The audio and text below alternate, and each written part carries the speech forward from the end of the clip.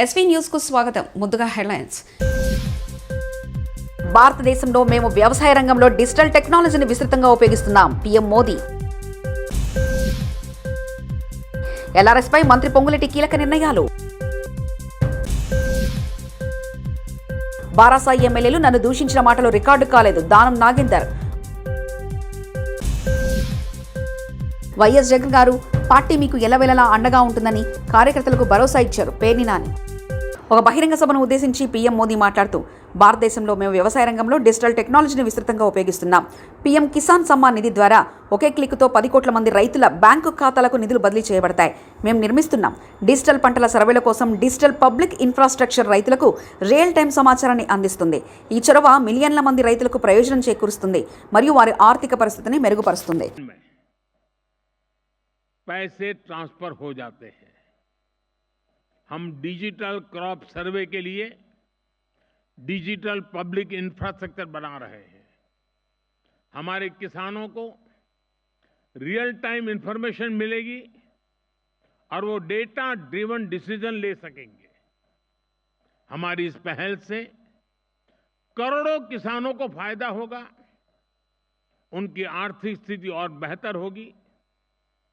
सरकार लैंड के डिजिटलाइजेशन का भी बहुत बड़ा अभियान चला रही है. किसानों को उनकी लैंड का एक डिजिटल आइडेंटिफिकेशन नंबर भी दिया जाएगा. ड्रोन का उपयोग भी खेती में बहुत तेजी से प्रमोट हम कर रहे हैं. ड्रोन से होने वाली खेती की कमान महिलाओं को हमारी ड्रोन दीदियों को दी जा रही है. ये जो भी कदम है इनसे भारत के किसानों का तो फायदा हो गया ही, इससे ग्लोबल फूड सिक्योरिटी को भी ताकत मिलेगी.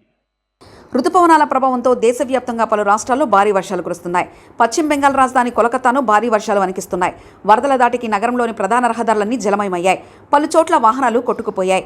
లోతట్టు ప్రాంతాలు వరద నీటితో నిండడంతో స్థానికులు తీవ్ర అవస్థలు ఎదుర్కొంటున్నారు. లేఅవుట్ రెగ్యులైజేషన్ ప్రక్రియపై రెవెన్యూ శాఖ మంత్రి పొంగులేటి శ్రీనివాసరెడ్డి కీలక నిర్ణయాలు తీసుకున్నారు. లక్షలాది కుటుంబాలకు లబ్ధి చేకూర్చే ఎల్ఆర్ఎస్ను వేగవంతం చేయాలని జిల్లా కలెక్టర్లకు ఆదేశించారు.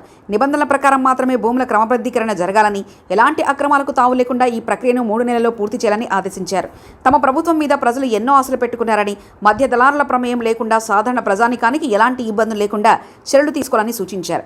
ఈ ప్రక్రియలో ముఖ్యంగా ప్రభుత్వ భూములు ప్రైవేట్ వ్యక్తుల చేతిలోకి వెళ్లకుండా తగిన జాగ్రత్తలు తీసుకోవాలని మంత్రి పొంగులేటి ఆదేశించారు. ఏపీసీసీ చీఫ్ వైఎస్ షర్మిల సమక్షంలో కాంగ్రెస్ పార్టీలో చేరిన big boss fame Nutan Naidu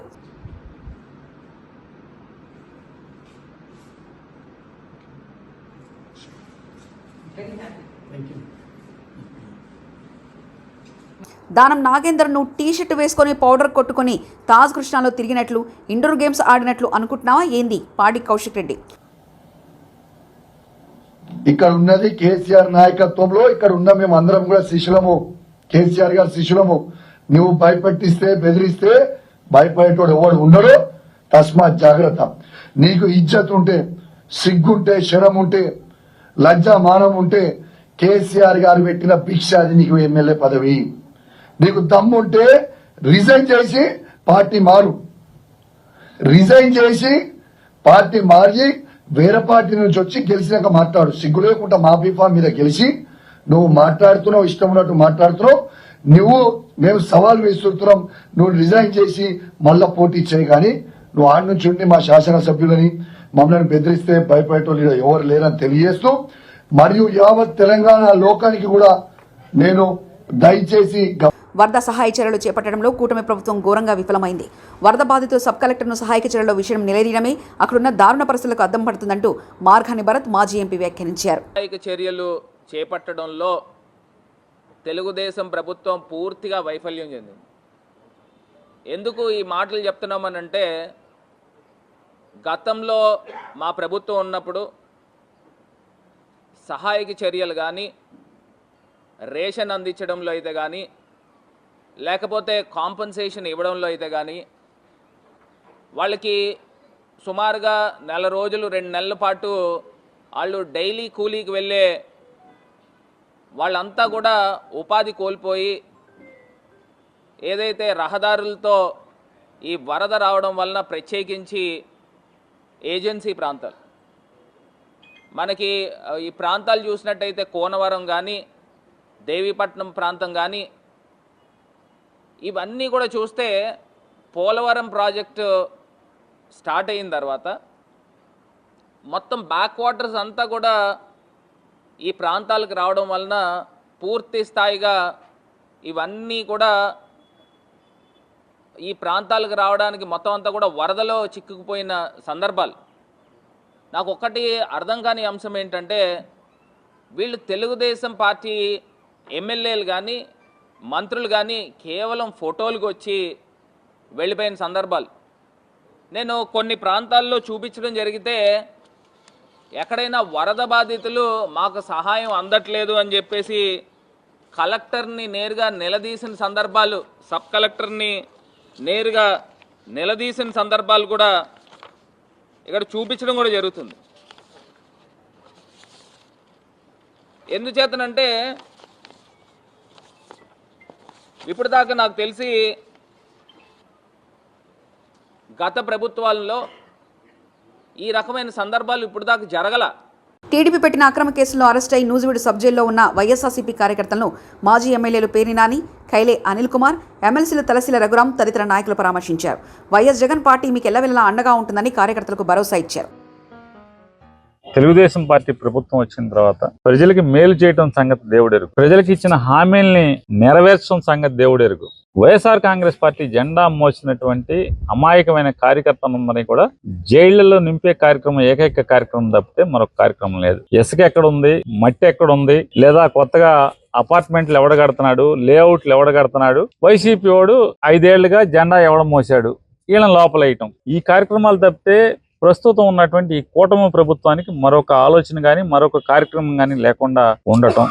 మీటింగ్లు మాత్రం అమరావతి, అభివృద్ధి, సంపద సృష్టి ఇట్లాంటి పెద్ద పెద్ద పోస్కోరు కబుర్లు అయితే ప్రతి ఒక్కళ్ళు మాట్లాడుతున్నారు. కానీ తెర వెనక జరిగేదంతా కూడా మట్టి, ఇసుక, లేఅవుట్లు, అపార్ట్మెంట్లు, వైసీపీ వాళ్ళని అక్రమ కేసులతో లోపలేయటం తప్పితే మరొక కార్యక్రమం లేని దానికి ఉదాహరణ ఇవాళ నూజివీడు సబ్ జైల్లో ఉన్నటువంటి 15 మంది, లేదా గన్నవరం సబ్ జైల్లో ఉన్నటువంటి 5గురు, వీరందరినీ కూడా 2023 ఫిబ్రవరిలో తెలుగుదేశం పార్టీ వాళ్ళు వైఎస్ఆర్ కాంగ్రెస్ పార్టీ కార్యాలయం మీదకి ధ్వంసం చేయటానికి వస్తే దానికి రిటాలియేషన్ గా వీళ్ళు కూడా తిరగబడితే బెజవాడి నుంచి రౌడీలు వాళ్ళందరూ వచ్చి వైఎస్ఆర్ కాంగ్రెస్ పార్టీ ఆఫీసు ధ్వంసం చేయటానికి వస్తే దానికి తిరగబడితే అప్పుడున్న కేసులో ఇవాళ 71 మంది పోలీసులు చెప్తున్నారంట, మా వాళ్ళు చెప్తున్నారు.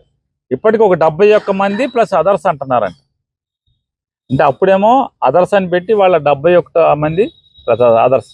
అంటే దీన్ని ఎవరెవరైతే పార్టీలో ఈ రోజు కూడా గన్నవరంలో యాక్టివ్గా ఉంటే వాళ్ళందరినీ కూడా జైల్లో వేయటం కోసం పోలీసులను కూడా ఈ రకంగా అడ్డగోలుగా దిగజార్చి వాడటం.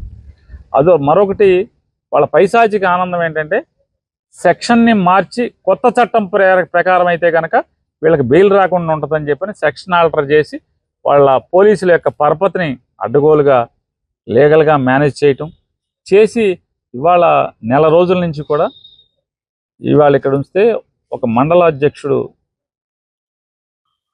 తల్లి చనిపోతే కూడా కనీసం దినానికి కూడా పర్మిషన్ రాకుండా అబ్జెక్షన్ చెప్పడం, ఇవన్నీ పెద్దగా కాలం పెద్ద తిరిగి రాదు, ఎక్కువ దీర్ఘకాలం అక్కర్లేదు, తొందరలోనే కాలం తిరిగి వస్తుంది.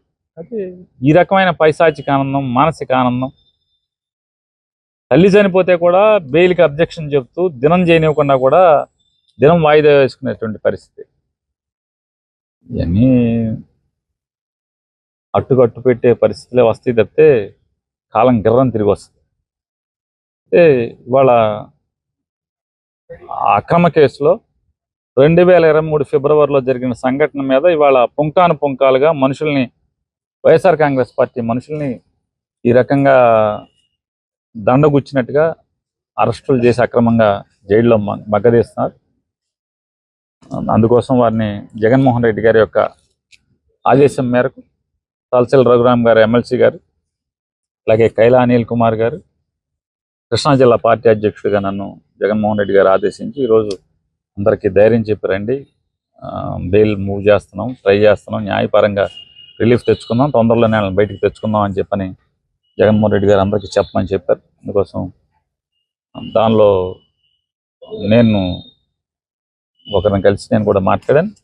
లోపల మిగతా ఒకరిని కలిశారు. అంటే పార్టీ వాళ్ళకు కూడా కార్యకర్తలకు కూడా అందరూ చెప్తాను, ఎవరు కార్యకర్తలు కూడా ధైర్యంగా ఉన్నారు. కేసులు ఎన్నైనా పెట్టుకోనండి, మేము జెండా కానీ పార్టీ కానీ వదిలేది లేదు. ఏమన్నా చేసుకోనండి, పైన భగవంతుడు ఉన్నాడు. ఈ చేసినటువంటి పైశాచిక కార్యక్రమానికి అనుభవించే రోజు భగవంతుడు వాళ్ళందరికీ పెడతాడు తొందరలోనే అని చెప్పని వాళ్ళందరూ కూడా ధైర్యంగా మాతో జగన్ గారిని అడిగానని చెప్పని వాళ్ళందరూ కూడా మేము కలిసిన వాళ్ళందరూ కూడా చెప్పడం జరిగింది. అసెంబ్లీలో హైదరాబాద్ అభివృద్ధిపై తనను మాట్లాడనీయకుండా బారాసాయి ఎమ్మెల్యేలు ఆటంకం కలిగించారని ఖైరతాబాద్ ఎమ్మెల్యే దానం నాగేంద్ర విమర్శించారు. బయటకు చెప్పలేని పదాలతో దూషించారని ఆరోపించారు. వారు మాట్లాడింది మైక్లో రికార్డు కాలేదని పేర్కొన్నారు. సీఎంను తనను కించపరిచేలా విధంగా మాట్లాడడం వల్లే సహనం కోల్పై ఆ వ్యాఖ్యలు చేశారని తెలిపారు. హైదరాబాద్ ఆదర్శ్ నగర్లోని ఎమ్మెల్యే క్వార్టర్స్లో సీఎంఆర్ఎఫ్ చెక్కులను పంపిణీ చేసిన సందర్భంగా దానం నాగేంద్ర పై విధంగా మాట్లాడారు. హైదరాబాద్ నగరంలో సుమారు 6 పర్యాయాలు నేను ఎమ్మెల్యేగా మరి 3 దశాబ్దాలుగా శాసనసభ్యుడిగా ఉండి హైదరాబాద్ ప్రజల సమస్య వచ్చినప్పుడు హైదరాబాద్ అందరు ప్రజలు వచ్చి చెప్పుకోలేరు కాబట్టి వాళ్ళకున్న సమస్యల మీద నాకు ఉన్నటువంటి అవగాహనని ప్రభుత్వం దృష్టికి తీసుకుపోవాలని నేను స్పీకర్ గారిని విన్నవించుకున్నప్పుడు స్పీకర్ గారు నాకు అవకాశం ఇచ్చారు. ఆ అవకాశాన్ని సద్వినియోగం చేసుకోవాలన్నటువంటి ఆలోచనతో నేను మైక్ పట్టుకోగానే అక్కడి నుంచి ఉచ్చరించనటువంటి మాటల్ని వాళ్ళు మాట్లాడుతూ వాడు వీడు అని అక్కడి నుంచి మాట్లాడుతూ ఉన్నారు. నేను మాట్లాడింది మాత్రము మైక్లో వచ్చింది, వారు అక్కడి నుంచి మాట్లాడేది రికార్డులోకి ఎక్కలేదు. అదే మా దురదృష్టం. వాళ్ళు మాట్లాడింది ముఖ్యమంత్రి గారి గురించి ఏ రకమైనటువంటి సంబోధించారు ఏకవచనంతో కానీ ముఖ్యమంత్రి గారు మేము ఎప్పుడు కూడా ఎవరిని కూడా అలాగా కించపరిచేటువంటి నైజం కలిగినటువంటి వాళ్ళం కాదు. ఎందుకంటే వాళ్ళు మాట్లాడే తీరుని దృష్టిలో ఉంచుకొనే తెలంగాణలో ఊత పదం కాబట్టి ఆ ఊత పదంగా నేను అనేసాను తప్ప ఉద్దేశపూర్వకంగా ఎవరిని అనాలని కాదు. వాళ్ళు కూడా మాకన్నా చిన్నవాళ్ళు ఎదగాలని కోరుకుంటాం, ఇంకా పైకి రావాలని కోరుకుంటాం. కానీ ఇలాగా శాసనసభ మొదలైనప్పటి రోజు నుండి శాసనసభ అని ఏది అవకాశం వచ్చినా ఆ అవకాశాన్ని సద్వినియోగం చేసుకోకుండా ఫైనాన్స్ మీద బడ్జెట్ మీద మాట్లాడే అవకాశం ఉండే, వాళ్ళ సూచనలు ఇచ్చేటువంటి అవకాశం ఉండే, ఒక ప్రతిపక్షంలో ఉన్నప్పుడు ఒక నిర్మాణాత్మకమైనటువంటి సజెషన్ ఇచ్చేటువంటి బాధ్యత ఉంటుంది. అది ఇవ్వలేదు. అదేవిధంగా అప్రోప్రియేషన్ బిల్ మీద వారు సజెషన్స్ ఇవ్వలేదు. కేవలం నిందించాలి, ప్రభుత్వం యొక్క మరి ప్రభుత్వంకి తప్పులు చేశారని చెప్పడానికి ప్రయత్నం చేశారు. అదేవిధంగా చారిత్రాత్మకమైనటువంటి నిర్ణయం మొన్న ఒకటి వచ్చింది సుప్రీంకోర్టు ద్వారా.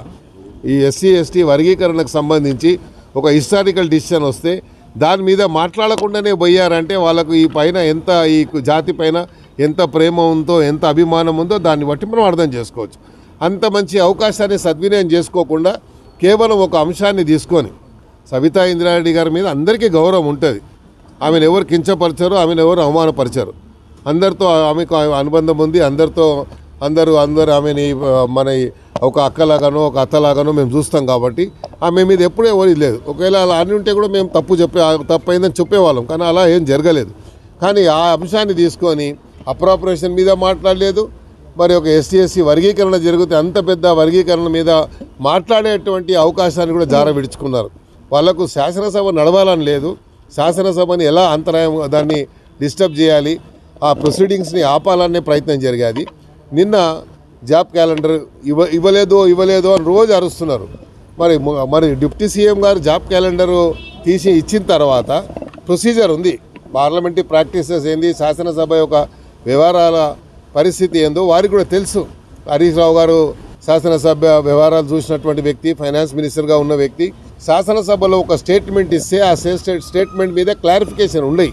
మీకు దాని మీద ఎప్పుడైనా మాట్లాడాలంటే నెక్స్ట్ సభలో మీరు దాన్ని ఒక ఎజెండాగా తీసుకొని డిస్కషన్కి ఇవ్వమని అడగాలి. డిప్యూటీ సీఎం గారు క్లియర్గా ఎక్స్ప్లెయిన్ చేశారు, డేట్ వైజ్గా డిక్లేర్ చేశారు. అంతా క్లియర్గా చెప్పిన తర్వాత కూడా వాళ్ళు వినలేదు.